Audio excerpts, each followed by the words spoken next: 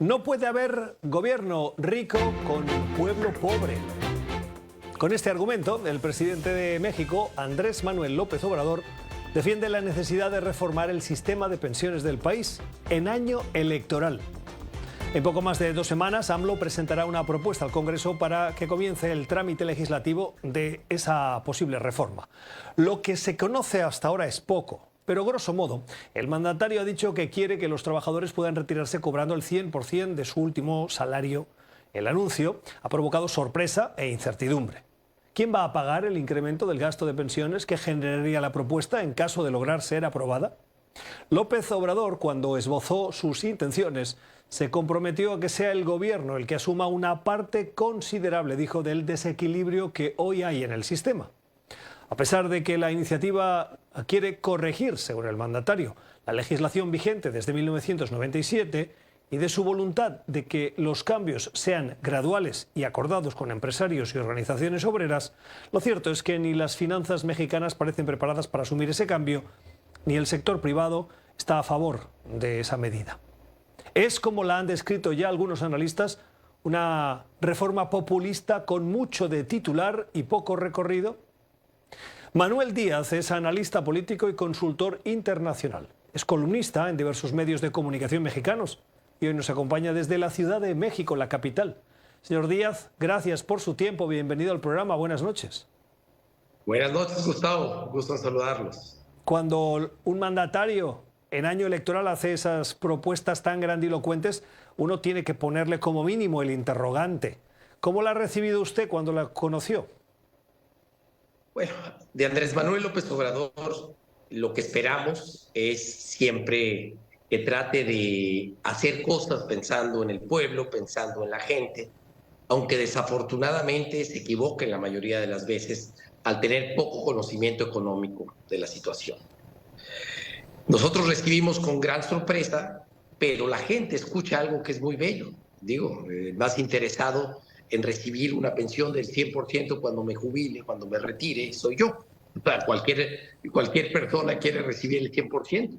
Aquí el problema es de dónde vienen esos recursos y por qué se hacen en estos momentos donde no hay una capacidad de análisis de la población en general, simplemente para que la oposición diga no podemos ir en contra, no podemos ir por esto, es inviable, y él diga, ya lo ven, nuevamente están protegiendo sus privilegios, nuevamente no quieren que la gente tenga una pensión digna, una pensión justa, gastamos en muchas cosas, y todo esto que ya empezamos a oír, con el fin de que ni siquiera la misma gente cercana a él que entiende de los temas económicos está apoyando en estos momentos esta iniciativa.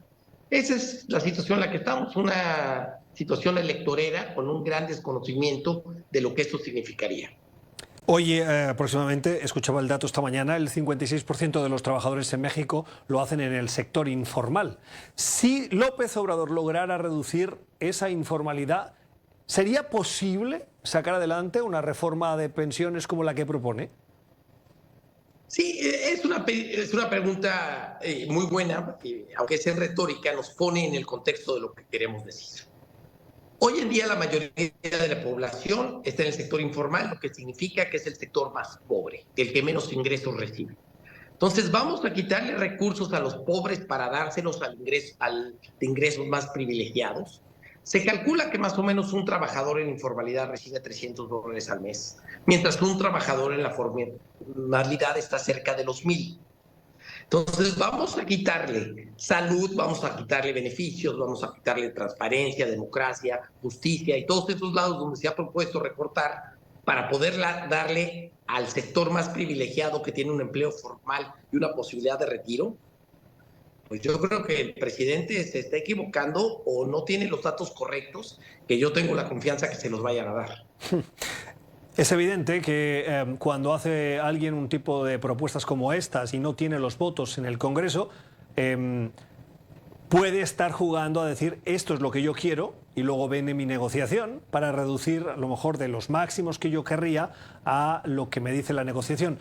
¿Es un buen negociador López Obrador? ¿Ha buscado los consensos cuando no ha tenido las mayorías?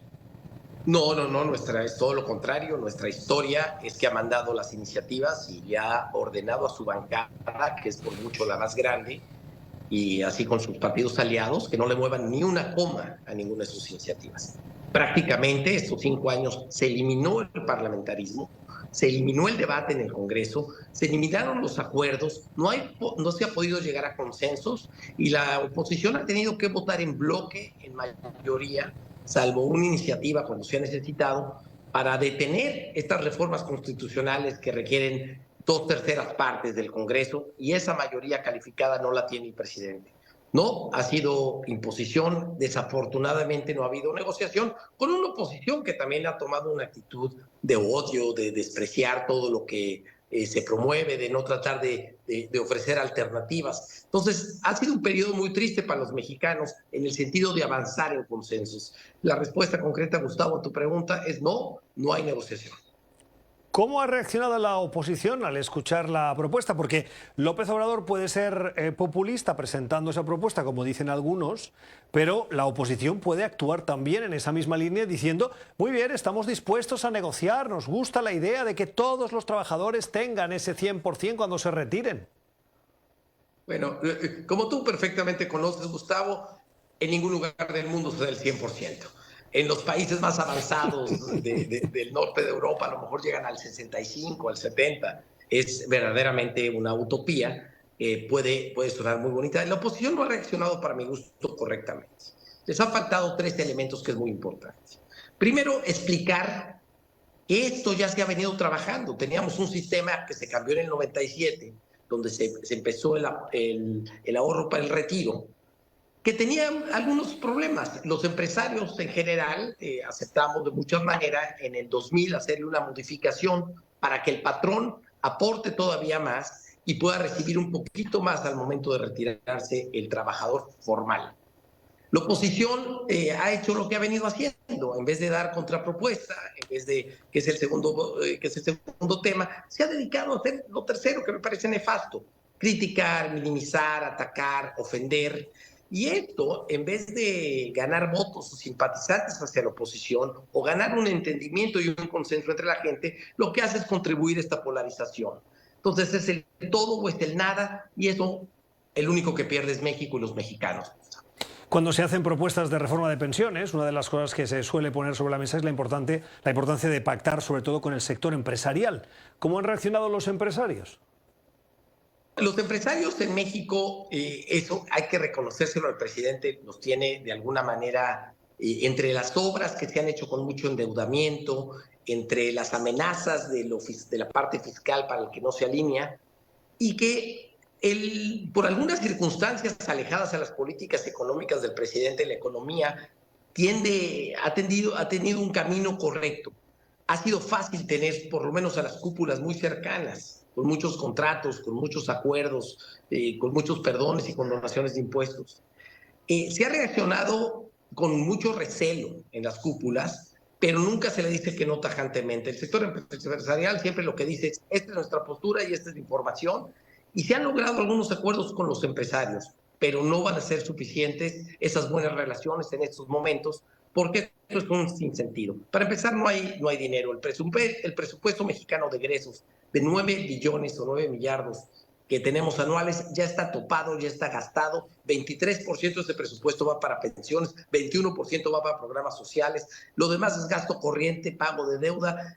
Tenemos un problema serio de que no hay recursos, y ya se acabaron todo lo que eran los fondos de reserva que teníamos. No hay manera, no hay de dónde sacar ese dinero si es que lo tiene que aportar el pueblo. Lo tenemos que cortarle a algún lado. Entonces, nuestro presupuesto de salud es bajísimo, es 7%.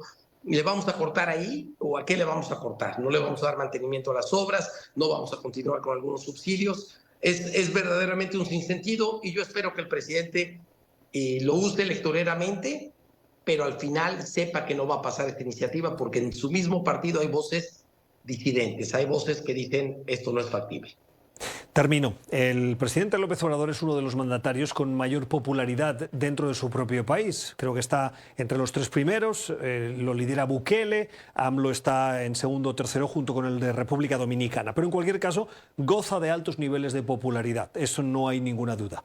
Este tipo de mensajes, este tipo de propuestas que inmediatamente generan recelo, oposición, desconfianza, advertencias de diversos sectores, el económico, el empresarial, la oposición, incluso voces dentro de su propio gobierno, ¿calan en la gente? ¿Consiguen ese efecto de sí, yo estoy con mi presidente? Sí, claro que sí. A ver, pichicatearle a Andrés Manuel López Obrador, que es un genio de la propaganda, es no conocerlo. Es mágico, emociona. No solo mandó esta propuesta, mandó esta iniciativa y dijo, va de la mano con que vamos a poner en la ley que el salario mínimo suba por encima de la inflación. ¿Quién se puede oponer también a eso? Es un salario mínimo que él ha duplicado de acuerdo con los empresarios, de la mano de los empresarios lo ha duplicado, y que diga eso. Entonces, en el momento que la oposición empieza a ir en contra de esto, pues están yendo en contra de lo que la gente sí entiende. Si hay inflación, sube mi salario. Rápidamente lo entiende y rápidamente lo apoyan. Muy bien pensada esta jugada, pero desafortunadamente lo bien pensado, lo populista, no es necesariamente lo que un país necesita. Y eso lo sabemos y lo hemos visto en nuestros países en todos lados. Manuel Díaz, analista político, consultor y columnista. Señor Díaz, gracias por su tiempo. Feliz noche. Un privilegio. Bonita noche.